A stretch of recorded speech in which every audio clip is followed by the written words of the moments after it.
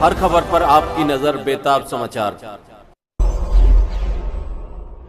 ये मेरी बुआ जो अनमैरिड है, शादी में गई हुई थी, एक प्रोग्राम था तो वहाँ पे ये रुक गई। 1-2 महीने के लिए उन्होंने रोक लिया और उन 2-3 महीने के अंदर उन्होंने ये फर्जी दान पत्र इनसे करा लिया। रूहा वहाँ ले गए सरदानी, कितने आधार कार्ड, राशन कार्ड, पहचान पत्र ये बन रहे हैं और ये बनवा के अंगूठे लगवा लिए और फिर मुझे ये कहा कि चलो वहाँ अंदर। मैंने कहा मैं नहीं जाऊँगी अंदर।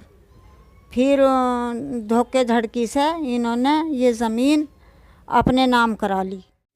दोस्तों नमस्कार, आदाब, सत श्री अकाल, अस्सलाम वालेकुम। मैं हूं S.A. बेताब और आप देख रहे हैं बेताब समाचार एक्सप्रेस। हम उत्तर प्रदेश के मेरठ ज़िले की सरदना तहसील में हैं। यहाँ हमारे साथ जितेंद्र पांचाल एडवोकेट हैं। और क्या मामला है जी? एक बहन की ज़मीन को हड़प लिया गया है, क्या मामला, पूरी तफसील से बताएं आप। देखिए, एक बहुत बड़ा फ्रॉड सामने आया है। ये रुआसा गांव है, तहसील सरदना के अंतर्गत ही। यहाँ के एक व्यक्ति थे स्वर्गीय अब्दुल रहमान, जिनकी 3 औलादें हैं। सबसे बड़े बेटे हैं अयाज, उससे छोटी उनकी बहन है अयाज की जो विवाहित है रियाना। सबसे छोटी अविवाहित इनकी बेटी है अब्दुल रहमान की इरफाना। तो जब अब्दुल रहमान की मृत्यु हुई उसके पश्चात, चूँकि इरफाना अविवाहित है और अयाज उनका बेटा है, रिहाना खुशहाल परिवार में उसके बच्चे हैं, पूरी तरह से वो सब ठीक ठाक हैं। तो ये जो ज़मीन का जो उत्तराधिकार होता है उसके अंतर्गत RC 9 के अंतर्गत अयाज और इरफाना को अब्दुल रहमान की मृत्यु के पश्चात उसका वारिस घोषित किया गया।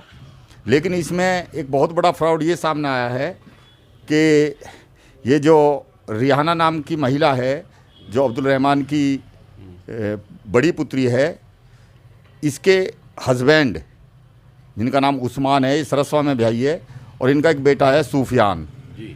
और 2-3 लोगों को इन्होंने इसमें और सम्मिलित किया अपने फ्रॉड में। इन सब लोगों ने मिली भगत करके जो ये इरफाना है विवाहित, इसकी ज़मीन को हड़पने के लिए एक बहुत बड़ा फ्रॉड किया। और उस चूँकि वो जो इरफाना है अविवाहित है और अनपढ़ महिला है, जिसकी उम्र लगभग 50-52 साल है, उसको ये तहसील में लेकर के आए कि हम तुम्हारी संपत्ति तुम्हारे नाम चढ़वाने के लिए तुम्हें तहसील ले चल रहे हैं। और तहसील में आकर के इन्होंने ये 15 जून 2024 की बात है, इन्होंने इसके अंगूठे लगवा लिए और अपने नाम दान पत्र करा लिया, जबकि इस ज़मीन के अलावा इस पर कोई संपत्ति नहीं जिसका इसका भरण पोषण हो सके। इरफाना के पास कोई और ज़मीन भी है या और कोई उसका मतलब संपत्ति है? एकमात्र ये इसके आय का साधन था और ये इसके जीवन का आधार था। इन लोगों ने इतना बड़ा फ्रॉड किया कि उस इनोसेंट महिला को इन्होंने बहका करके अपने नाम उसकी संपत्ति को 11 बीघे ज़मीन है कृषि की, अपने नाम इन्होंने धोखाधड़ी से दान पत्र लिखवा लिया, जबकि उसके पास कोई जीवन यापन का दूसरा साधन नहीं है। ये इन लोगों ने टोटल 11 बीघे है या इरफाना के हिस्से की 11 बीघे? इरफाना के हिस्से की टोटल 22 बीघे ज़मीन जो अब्दुल रहमान है, स्वर्गीय अब्दुल रहमान, वे छोड़ के गए।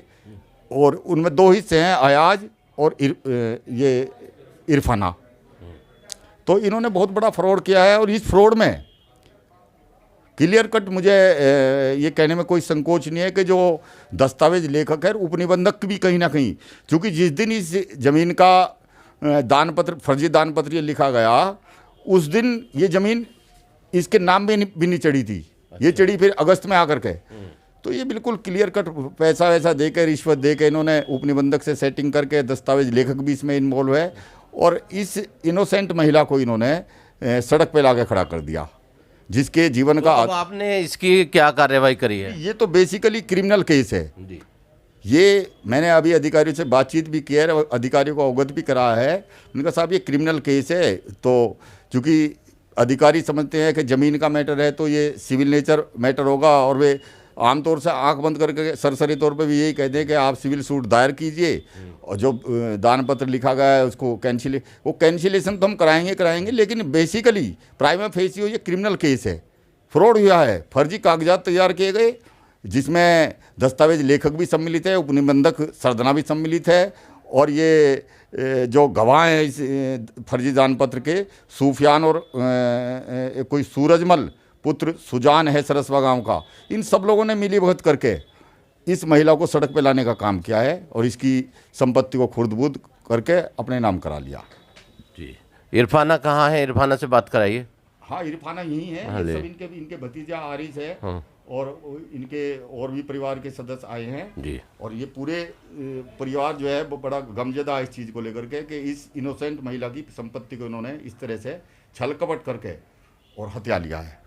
जी, पहले तो अपना नाम बताइए। सर मेरा नाम आरिज है। क्या मामला हुआ है? सर ज़मीन का मैटर है। ये मेरी बुआ हैं इरफाना, इनके नाम ज़मीन थी 11 बीघे। वो चढ़ी भी नहीं थी सर, लेकिन जो मेरी फुप्पो हैं दूसरी जो शादीशुदा है और उनका लड़का सुफियान, उन्होंने धोखे से इनके अंगूठे लिए और दान पत्र अपने नाम करा लिया।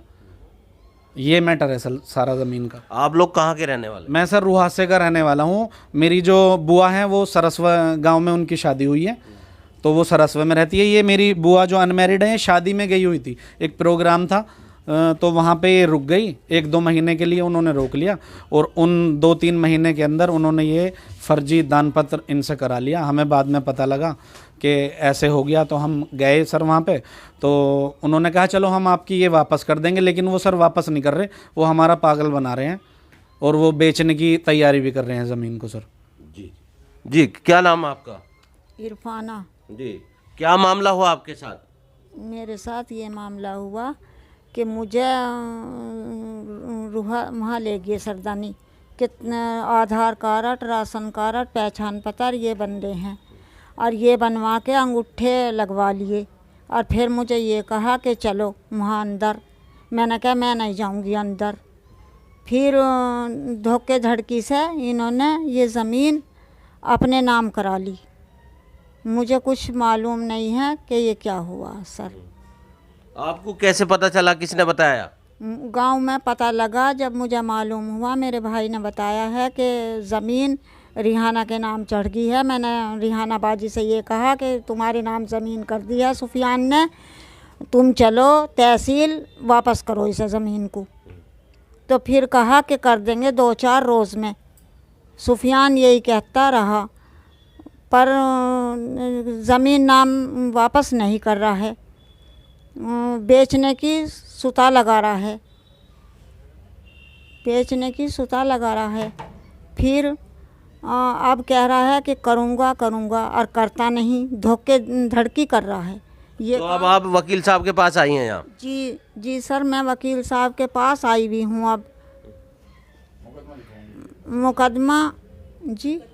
मुकदमा लिखवाऊंगी अब वकील साहब के पास। सर न्याय चाहिए हमें कि योगी जी तक जाना पड़े हमें, हम जाएंगे सर। ये नहीं, ये धोखाधड़ी हुई कैसे?